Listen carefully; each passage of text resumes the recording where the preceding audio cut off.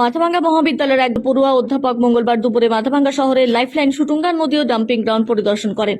মাথাভাঙ্গা মহাবিদ্যালয়ের ভূগোল বিভাগের অধ্যাপক ডক্টর সঞ্জীব শীল শর্মা জানান, নতুন শিক্ষানীতি অনুসারে গ্রীষ্মকালীন অবকাশে মাঝে পড়ুয়াদের 120 ঘন্টার ইন্টার্নশিপ করতে হয়।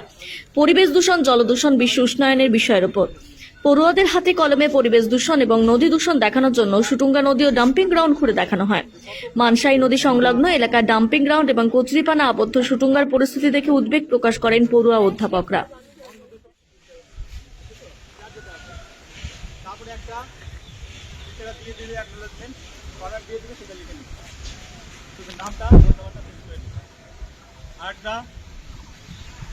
কৃতজ্ঞতা শেখাবো যে টিচাররা তোমাদের করাচ্ছেন, এগুলো বাইরের টিচার থাকে তাদেরও নাম সহ তাদেরকে একটা কৃতজ্ঞতা, সেটারও একটা ফরম্যাট দিয়ে দেবো আমি, দিয়ে দেবে বাচ্চাকে দিব, তোমরা সেটা কালেক্ট করে নেবে।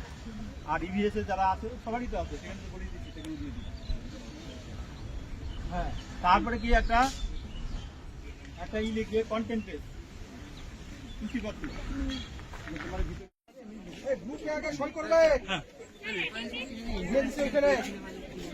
যে সাইড থেকে দেখবেন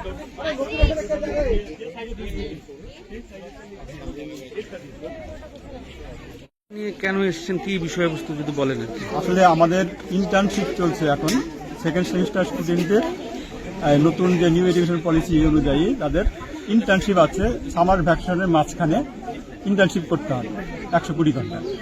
তো সেই ব্যাপারেই ইংলিশ ডিপার্টমেন্ট থেকে আমরা এসেছি, মাথাভাঙ্গা কলেজ থেকে, এবং ওদের বিষয় আছে জল দূষণ, তারপরে গ্লোবাল ওয়ার্মিং এবং প্লাস্টিক দূষণ। সেটাই যাতে ওরা প্রত্যক্ষভাবে দেখতে পারে, জানতে পারে, সেই জন্য আমরা মাথাভাঙ্গার এখানে ড্যাম্পিং গ্রাউন্ডে এসেছি এবং যে দুর্গাপূজার দশমীর যে ঘাটে হয় সেখানে আমরা এসেছি জল দূষণ সংক্রান্ত ব্যাপারগুলো জানার জন্য।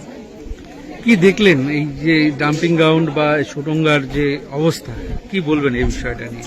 ডাম্পিং গ্রাউন্ডে আমরা যেটা দেখলাম যে ডাম্পিং গ্রাউন্ডে তো নোংরা সব ওখানে শুধু ডাম্পিংই করা হচ্ছে, কিন্তু সেগুলোর যথাযথভাবে যেটা করা উচিত যে সেটাকে প্রসেসিং করে নষ্ট করে দেওয়া, সেরকম আমার মনে হলো না। সেটা আমার যেটা দেখলাম সেগুলো মনে হচ্ছে ধুয়ে সেই জলেই যাচ্ছে এবং তারপরে জল দূষণ ঘটাচ্ছে। এই শুটুঙ্গায় দীর্ঘদিন যাবৎ কচুরিপানা আটকে রয়েছে, এটাতে কি দূষণ? এটাও তো ওই যে ইউটিউবেশন কথাটা ওদের বললাম, ওই কচুরিপানা ধীরে ধীরে ভরে যাবে এবং সেগুলো তার ফলে আর যে অন্য অন্য প্রাণী আছে, জলজ প্রাণী, তাদের ক্ষেত্রে অসুবিধা হবে, তারা অক্সিজেন মারা যাবে এবং কচুরিপানা ভরে যাবে এবং ধীরে ধীরে অগভীর হয়ে যাবে নদীতে। আচ্ছা, আপনার নাম?